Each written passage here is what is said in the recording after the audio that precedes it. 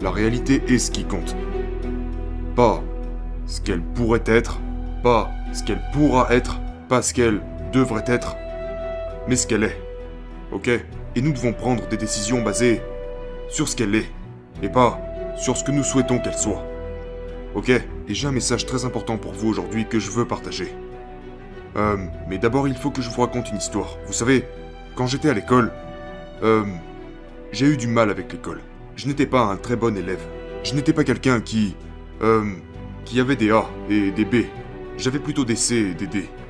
C'est la vérité.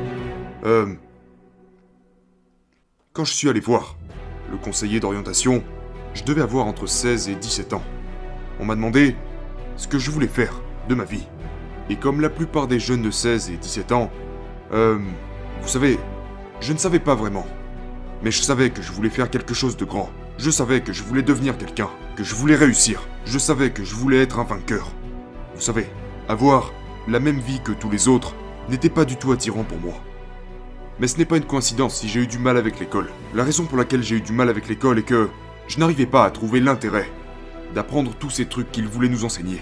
Ces trucs du genre, vous savez, la trigonométrie et toutes ces conneries qui pour moi n'avaient aucun intérêt à être appris. Et c'est parce que je n'arrivais pas à trouver du sens dans tout ça que je n'y arrivais pas. Ça ne m'intéressait tout simplement pas. Et donc quand je suis allé parler au conseiller d'orientation pour dire ce que je voulais faire de ma vie, vous savez, il n'était pas très réceptif à ce que je lui disais. Donc il m'a demandé « Alors Andy, qu'est-ce que tu veux faire? Où est-ce que tu veux aller ?» Et à ce moment, je voulais faire du football. Je voulais réussir sur cette voie. Et donc je lui ai dit « Eh bien, je veux aller dans une grande école comme Duke ou Texas. Vous savez, faire du football. » Et sa réaction a été de rigoler. Il a rigolé. Il a dit « Oh Andy, ce genre d'université, et ça m'énerve encore quand j'y repense. Ce genre d'université, c'est pour la crème de la crème.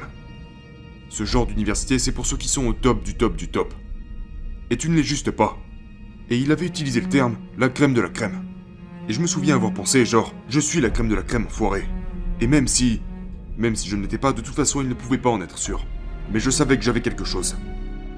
Et il était en train de me dire que je n'avais rien pour moi.